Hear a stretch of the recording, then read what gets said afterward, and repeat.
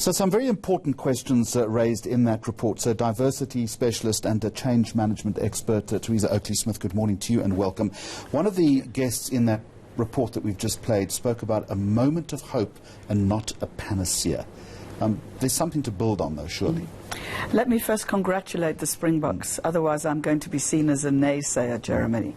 So they did incredibly well, and we're very proud of the fact that they won the World Cup. But this is certainly not a panacea.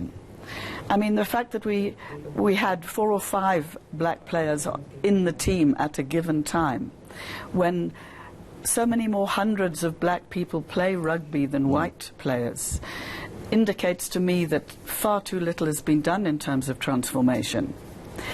Also, these moments of hope, it reminds me of the 2010 football tournament that was held here, the World Cup. We had, again, the media hyping up this, you know, we're united, you know, we're over everything, we're all friends. But I can tell you that in the places where it really matters, in the workplaces, in many of the schools, this kind of unity, false unity, isn't seen. People go to work every day. They often work together for 15 or more years. They don't even know each other's names. So the fact that we see people on the streets cheering and cheering for the Springboks doesn't make me think that we've arrived at a moment of hope. But surely there is an essence of something on the streets of South Africa right now that we can use and we can build on it. We've seen moments like this before and perhaps we've failed to do so. I think back, for instance, to the 2010 Soccer World Cup. There was that pulling together and then it seemed to dissipate. Surely we need to manage this differently and strategically. You see, I think that it needs to start the other way. I mean, the fact that there are crowds of people on the street now doesn't mean that those people know each other, that they're ever going to see each other again. But the fact that they're coming out on the street surely is a good thing in the first instance. Yes, it's a good thing, but let's not delude ourselves that it signifies that as South Africans we're united, because I can tell you my everyday experience, we're not united, Jeremy. There are 8% of white South Africans in this country. There are 90% of African and coloured South Africans, and that is not reflected in the demographics of our rugby team. Neither is it applauded in the emblem of our rugby team. The Springbok emblem is seen as a racist and colonialist emblem, and yet we still have that emblem. And the argument this week that as a result of this win, maybe the emblem has been rehabilitated? I don't know. I don't know that emblems can be rehabilitated when they come from such a profound past. But, you know, I think that getting people together in South Africa demands far more than historic moments. And we love historic moments. As South Africans, we see those historic moments as it. And we forget about the gross inequality that most people live in. If you think about the player like Mampimpi, I tell you, East London will be going mad today. He didn't go to the private school and come through that way, the same route as Sia. He came from the grassroots. And that's where rugby is lauded in the Eastern Cape. And yet so little has been done to really help develop rugby from that kind of grassroots position. My question remains, Teresa Oakley-Smith, that we have found something in the past 7 days. I don't know what that is, but surely it behooves all of us to try and use this energy, call it magic if you want to take us to a better place. Surely we have been given an opportunity to do something, to provide a degree of hope as far as South Africans are concerned.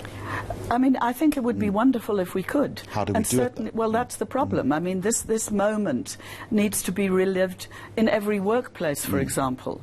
And I tell you, things will be back to normal on Monday, I suspect. This moment needs to be relived in schools, in universities, in communities, and in the vast majority of our communities, people don't even have TVs to see this moment of hope. The Springbok tour is not going into any rural areas or into any informal settlements. It's very much an urban kind of moment of hope. And I would say that, you know, without dissing it as a moment of hope, we need to be doing far more to reach out to the vast majority of our people. So doing it that. puts a lot of responsibility surely on South African rugby itself to capitalise on the mood, the zeitgeist that it's created itself. You see, I don't think South African rugby can do it alone. It demands that all of us as South Africans try and do something about it. That we talk about the diversity of the team, that we reinforce the notion that when a team is diverse, it's more creative, it's stronger, it's a winning team. But we can't. But we need to do something with that winning team. We can't just say that because it was diverse, that's why it was a winning team. I think Rassie Erasmus had a great deal to do with how we managed the diversity in the team. So there are lessons to be learnt. What then can the workplace do to capitalise on this spirit that's been created? That's your area of expertise. Yes, well, I think it's... I'm a manager. I've got people coming in to see me or to work on Monday morning. Is there... Yes. Can I use this in some way? Yes, I think managers can and should, in fact, Jeremy. I think, just talking about, because people are still talking about the victory of the Springboks and talking about the fact that, that one of the reasons they won was because of their diversity. What does that mean for our company? What does that mean for our organisation? Are we capitalising on the diversity that we have? Do we see competence in all of our staff, or do we only see competence in some of our staff? And of course then the other thing is the gender issue. This is a very masculine moment, Jeremy. It's a very masculine moment. So how do we then also involve women in the workplace in a moment like this? And remember the Netball Cup victories. I keep coming back to the point, though, Teresa, that this has given us an opportunity to do something, albeit, as you suggest, the window might be very narrow. Yes, I think it does give us an opportunity. I think we agree on that, Jeremy. But I think we would be missing the point if we just saw the fact that people are coming out to look at the bus and cheer the cup. Many of those people have never been to a rugby match in their lives. Many of them can't afford to go to a rugby match. Many of them are also discriminated against when they are in a rugby stadium. So the pressure's on us. I will acknowledge that the pressure is on people like myself in this media business also to do something. But I wonder if we're not putting too much pressure on people like Sia Kolisi and Rassie Erasmus to almost lead this debate going forward. There's not that much they can do apart from what they're doing at the moment, Shirley. And I would like to see a far more appropriate look at the team as a whole. Chester did incredibly well. Indeed. I keep coming back to Mampimpi. He scored the first ever try for a Springbok, and he just doesn't get the same lauding. And frankly, he came from dire circumstances. Let's let the jury be out on that one. Let's see what happens in East London today.